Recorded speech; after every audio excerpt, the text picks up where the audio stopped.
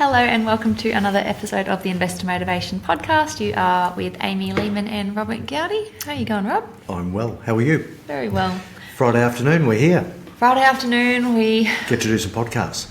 Yeah, and we're doing two today. This is the second one for the day because we had a break last week. What? You were in Sydney? I was in Sydney. The week before did a couple from Melbourne when I was off to Iron Maiden, and backed that up in Sydney. Went to Iron Maiden, but Sydney, what a beautiful spot to visit. Yeah. Jump on a ferry to Manly and shout out to George and Sue. That was really cool to have a look around. What an amazing spot. Yeah. Fun. Really fun. And more Iron Maiden. Yeah, two concerts there, so I support myself. Favourite band, and then they've announced next year's concert for 25-26, celebrating 50 years. It was 75 when Steve Harris first put the band together. Wow. So they've been rocking out for 50 years. So that's So, but they're still moving all right, still doing an amazing job. You're going to go again next year then? Yes, I will. All of the shows? Probably not all of them. I may think about Japan. They're big in Japan as well, so that's something that I might just think about. Lovely. Yeah. What are we chatting about today, Ross, apart from Iron Maiden? No more Iron Maiden. No more Iron Maiden, okay. Today we'll be talking about self-managed super funds and why you might consider them, really. I think we've always talked about superannuation really generally, but I think self-managed super funds, and they probably used to be a lot more popular. I think when I first got into the industry, it was very much everyone kind of wanted to have a self-managed super fund, and it sounds cool. And and I would say now that on average we're probably winding up more funds than what we're setting up, which is a real turnaround. And I think one of the key strategies has sort of left the room, particularly in our agricultural area, where for many years we were putting a lot of farming land into superannuation fund. We were creating these, and this is one of the the benefits of it. Putting some land that people already owned, creating a lease back to the business, so creating a deduction out of thin air, and that was a fantastic tax strategy. Yeah. Now the land prices have gone up significantly. It makes that strategy next to null and void. It's not something. We just can't get the amount of land in terms of acreage to give a reasonable lease, because farming land prices over the last 5 years have gone up so much. Yeah. It's actually weird for me to think that you could contribute a block of land into a fund knowing that the caps are, that 110 every year of contributions in. Yeah. How could you have, Well, that's what, knowing land prices now. That's right. Some of these lands, the cost price, is sitting there at $400,000 or $500,000, and they're valued at $3 million.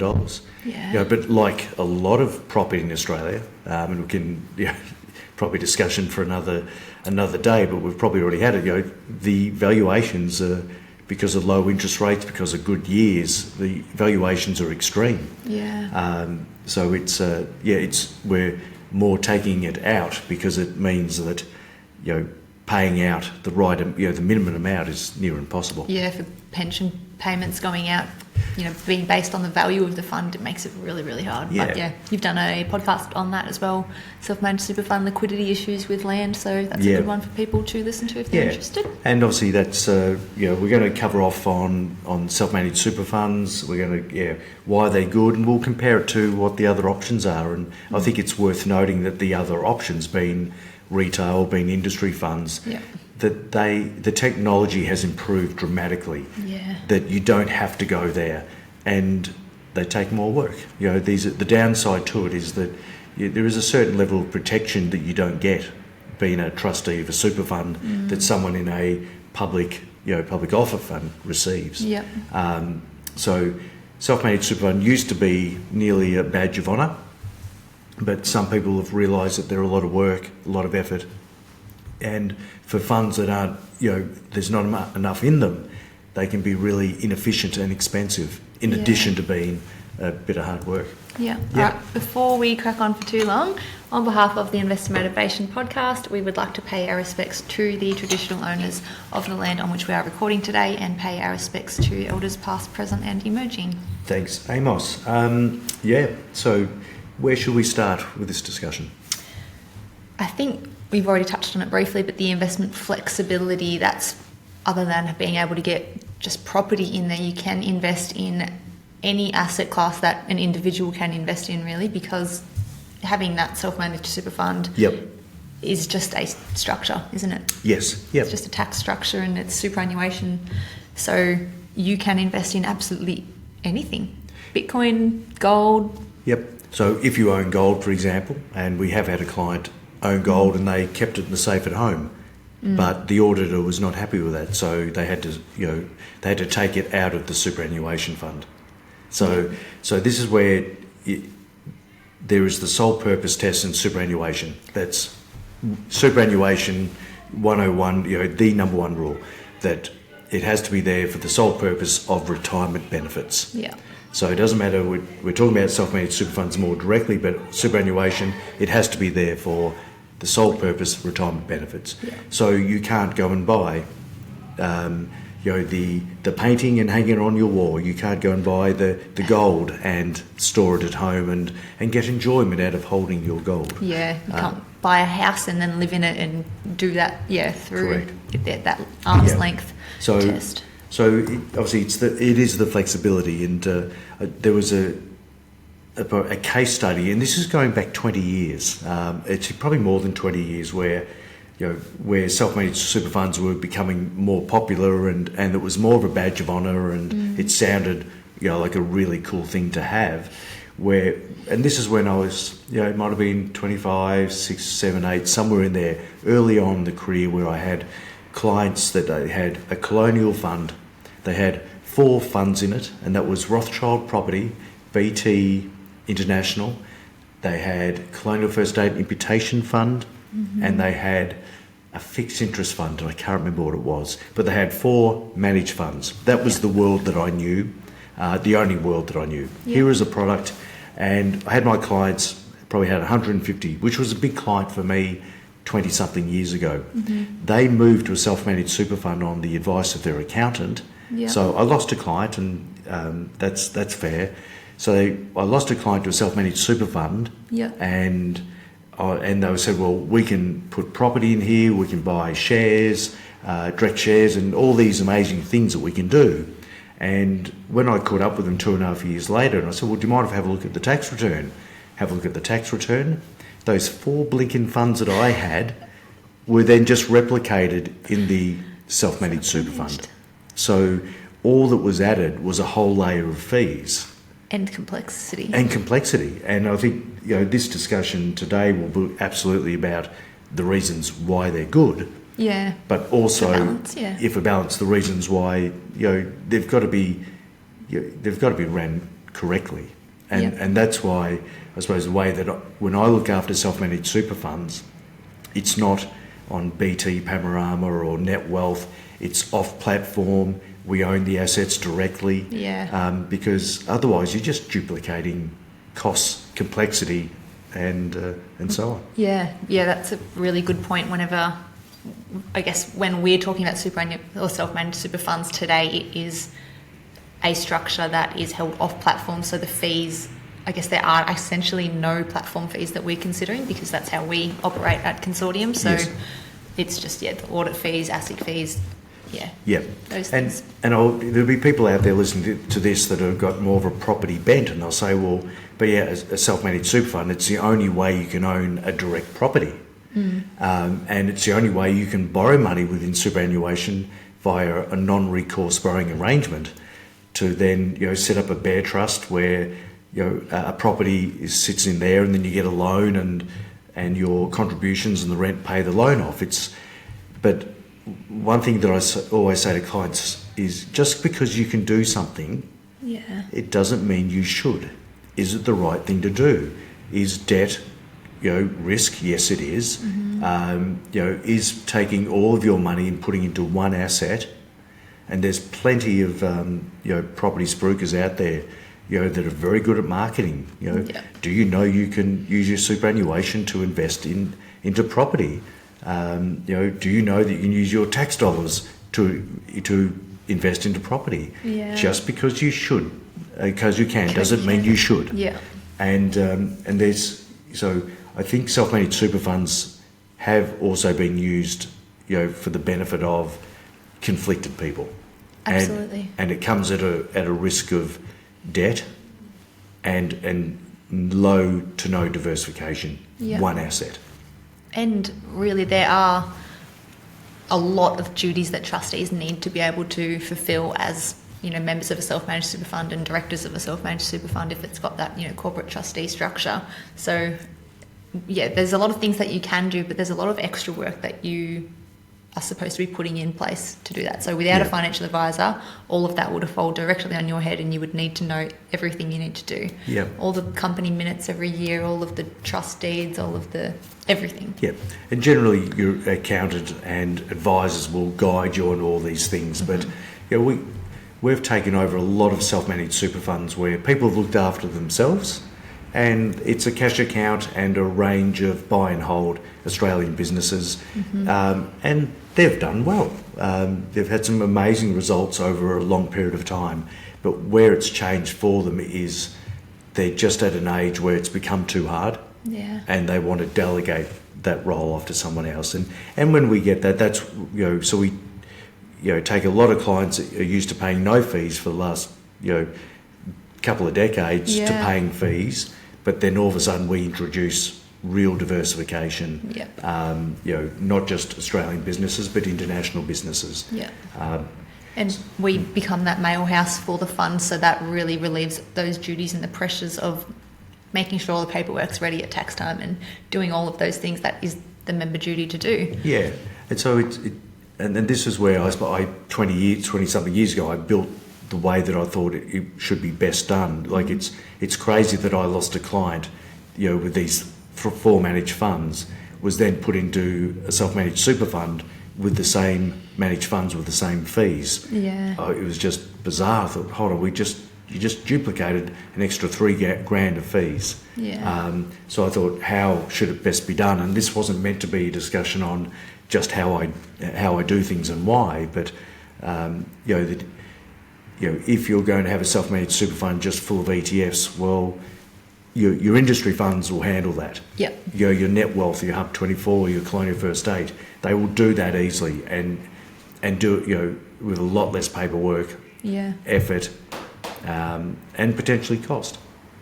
You can get some really low cost managed funds on net wealth. They've got Vanguard now in their core option, which is the cheapest offering, and it's very affordable. Or just the index passive funds are also very cheap on those retail platforms. So self-managed super, I suppose some people might be asking, well, when is it appropriate? Well, sometimes, for me, you've got a quick thought on that? Well, I was going to say, we did kind of just bag out the fact that there's a lot of duties to have, but for those people that are really interested and want to have that control, being able to have all of those duties is compelling for some people. Some people are seriously that interested. They're happy to do this, and this to have that platform. And I think self-employed people are often in that space where they're used to making decisions and having control around their business. They want to do that with their other assets as well. So self-managed suits them.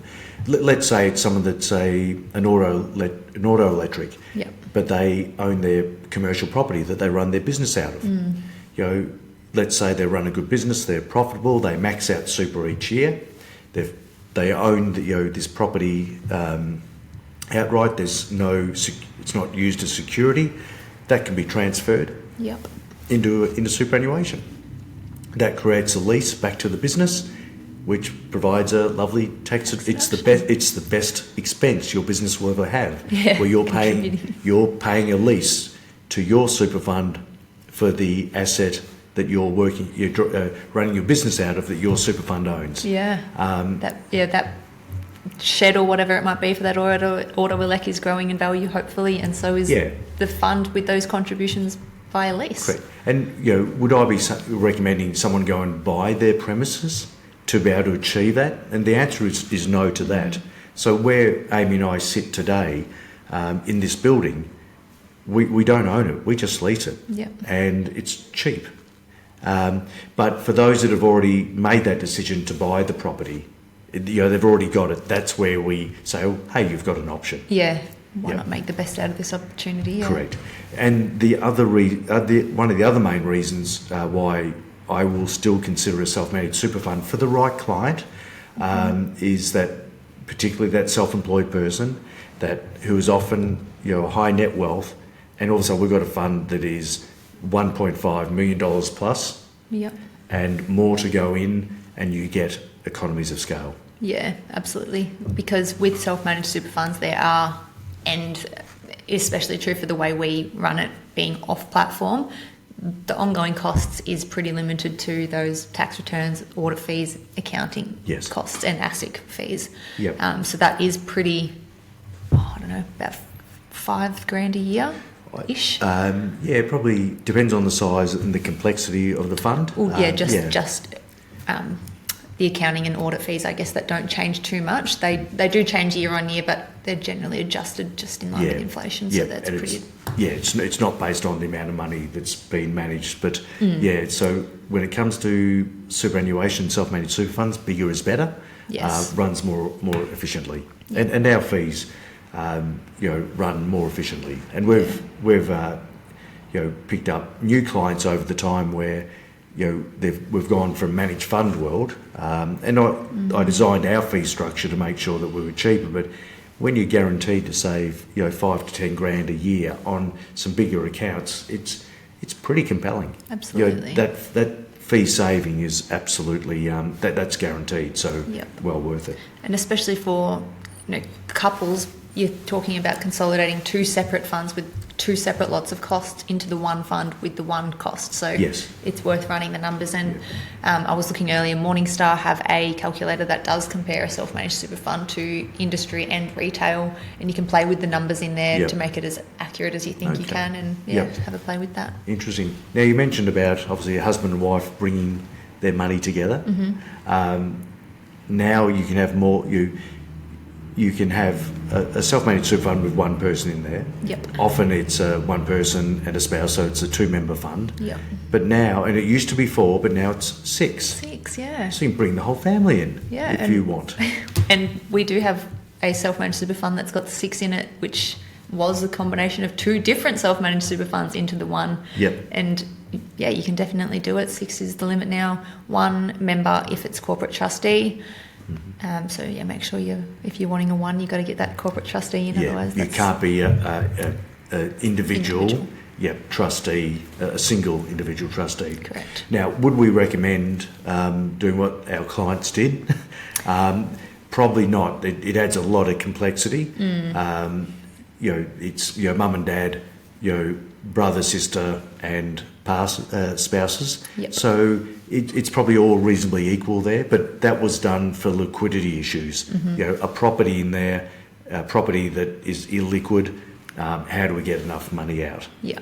So they had to combine the two other, and that property that was owned was, provided a mutual benefit to all parties. So to keep that property in the fund, the only way to do that was to put more money in the fund, and that was merging the two. Yeah. But it did help for ongoing costs for the family, obviously. Yeah. But would I recommend people bring in multiple other members or one member and your daughter, not your son? It probably puts that person in a position of control. Yeah.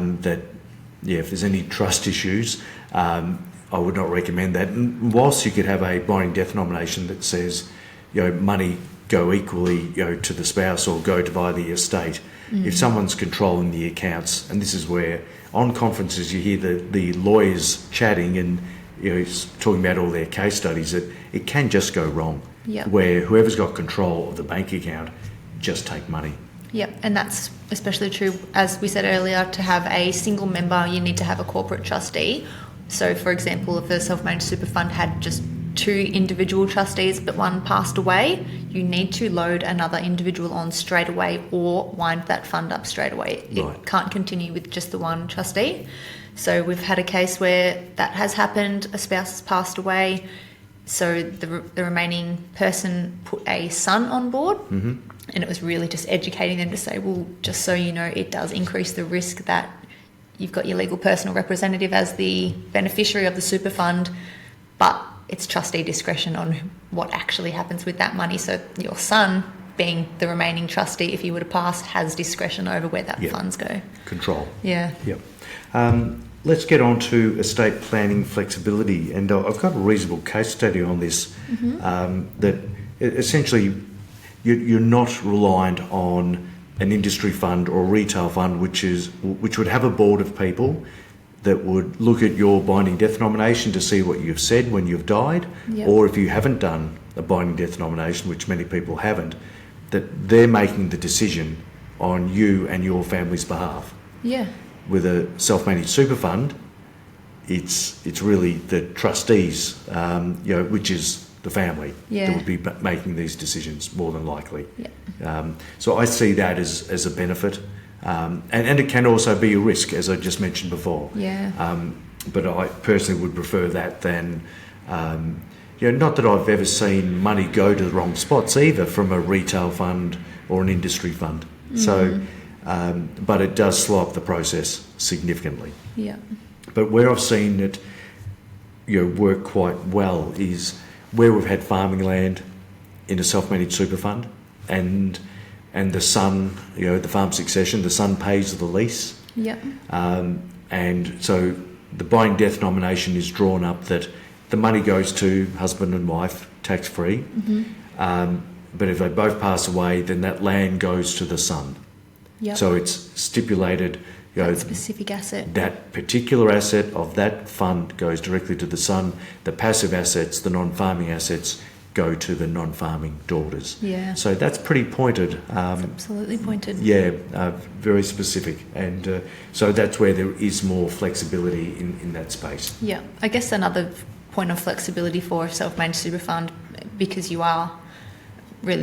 outsource to the lawyer to do the trust deed up, but you can play with those trust deed rules in there, so you can have flexibility over the exact rules that go in there and to that point of estate planning. Whereas with the retail and industry world, sometimes they actually don't even offer a binding death nomination. It might be a non-binding or binding lapsing every 3 years. Then you've got to keep up with that. And if it's not binding, then there's absolutely no guarantee they send it to who you want it to go to. Yes, fantastic. So I suppose to wind things up, are self-managed super funds still viable? Yes, they are. Yeah. It depends on the assets, depends on the amount of money. They're very viable if someone has the skills to run it themselves, to provide their own investment advice themselves. But that's where I've got people that are very much love investing, but don't have the confidence to pull the trigger on millions of dollars of investment, or let alone hundreds of thousands of dollars. Yeah. So they are absolutely viable for the right people. Yeah. And the right people with the right amount. And then, in my view, it should be invested in a direct manner, because if you then just go into ETFs and managed funds, then you might as well just be in industry fund world or retail fund world. Yeah, absolutely. Yeah. I think you're definitely right that it has to be the right type of person. They want to have that control. And even through pension phase, it's being able to, pay your own pensions when you want them. You've got full flexibility on all of that stuff. Well, that's a really good point. Hey, Rob, Amy, we need an extra $20,000 because we're going overseas. We can have that money to them same day pretty well. Yeah, definitely. When the money is with a public offer fund, industry fund or retail fund, fill out a form, wait some days, and it comes out within a couple of weeks. Yeah, so I think it's worth also talking about when things go wrong and when companies fail. Now, there's so many laws around superannuation to make sure that Australians' retirement assets are protected. And I really can't think of any large fund that's gone under in recent times. There's been bad investments, but I'm thinking back, and it's not superannuation, but it was people that had margin loans. And this was and it was called a business called Opes Prime. They got out of their LVR, the lending ratios got out of shape, and a lot of clients just had their assets sold down. Now, how relevant that is to self-managed super fund, not overly, but it's just that risk of when stuff goes wrong that you just don't see coming at all ever. Yeah. And I'm not suggesting or implying that there is super funds are going to fall over. They'll always be volatile with share markets. Yep. Always volatile, but you don't know what's ahead sometimes. Mm-hmm. And the way we structure our clients' self-managed super funds is that they have their entity and they own the assets directly in their own entity's name. Yeah. So we can go broke, a licensee can go broke, but their assets are still within their entity. Yep. So again, I'm not trying to put any doubt on the superannuation system at all. I think it is one of the best in the world. Yeah. In terms of safety and mechanisms to protect people. Yeah. Yeah. Absolutely. So I think that was really something that's well worth discussing. Yeah. It's probably also a good point for people that are a little bit sceptical on superannuation and third-party providers or institutions at all, because it is investments held directly in your company, your name, your super fund. So you have full control over the investments. No one can take that away from you or anything like that. And that's where probably there's also a lot of risk as well. So I do remember one of my financial advisor mates, and he was in the suburbs of Melbourne, and he had one of his clients say, well, look, I want to set up a self-managed super fund so I can invest in my friend's company. And my mate said, no, I wouldn't do that. I'm not going to do that for you. He goes, look, I'm not after financial advice. I just want you to set the fund up. So he did that, and obviously the company went belly up. Yeah. But my advisor mate, who just purely set up the super fund, was still dragged through the courts. Although he said don't do it, the fact that his fingerprints was on the structural setup, and financial advisors have the professional indemnity insurance. Yeah. Yeah, there was a complaint and it went through court. Yeah. Yeah. Do you know the outcome? No, I don't. No, okay. No, he's not with us anymore to us. So, but that was, So there's probably more risk through poor investment decisions in self-managed super fund world when you're thinking about it. But there's also elements of safety there as well. But it depends what you're doing with the money. Yeah, exactly right. And I don't actually know that there probably are, because there are Bitcoin ETFs and things like that. So you probably can get exposure even in retail world with, the more wrap funds that allow you to go into whatever ETFs listed on the Australian Stock Exchange as well. So I guess there's always going to be that asset class risk and diversification risk, but that's inherent with any structure, I suppose. Yeah, and I think it's fair to say industry fund world and retail fund world, the tech is so good that a lot of what you could only do in self-managed super fund world, you can now do anywhere. You can definitely on net wealth, you can buy direct international shares if you want. I'm sure Hub would be the same. Probably not a lot of the industry funds, but it doesn't mean that a industry fund, funds within it. It doesn't mean they're wrong or bad either, just because you don't have that flexibility. It's about an average return. So it's probably quite a balanced discussion around self-managed super funds. It's not, we're 100% all in. It depends on the investor firstly, and then depends on the amount. Do you think, just to throw a random spitball question here, if you were choosing a self-managed super fund, a superannuation platform today, knowing you can get direct exposure to international and Aussie shares on platform, what would you do? I'd probably, and a lot of the administration fees are capped. So I do have a self-managed super fund that's been up and running for a very long time. Whatever I've done within my self-managed super fund, which is a range of direct businesses, can run through some of the businesses. Oracle's one of them. Some magnificent international businesses there and some great Aussie businesses. I can do all of that within a tech-savvy NetWealth or Hub24 and lots of other good ones. That'd be BT, Panorama. They've got very good tech now. So I'd probably keep life a little bit simpler. But I give my own financial advice, of course. And I know what I'm doing. I've been doing it for well over 26 years. and I've got a very good relationship with our accountants. So it's not hard because I delegate the bits that I don't want to do, tax returns and all that stuff that I'm not qualified to do. Yeah. Yeah. So I don't find that it's a chore. No, and we've obviously got the back office admin to set it up to do for all our clients. So yeah. Well, that's right. Yeah. Do I do any of the work or any of the administration for my own fund? No, I don't, because we've been set up to do that for well over 20 years. Yeah. Yeah. So excellent question. Cool. Fantastic. Cool. All right, well, that's probably enough for today. If anyone has any questions, they're welcome to shoot them through via Instagram, chuck a comment on YouTube or TikTok. Rob is Robert Gowdy Financial Advice, and I am The Wealth Diaries.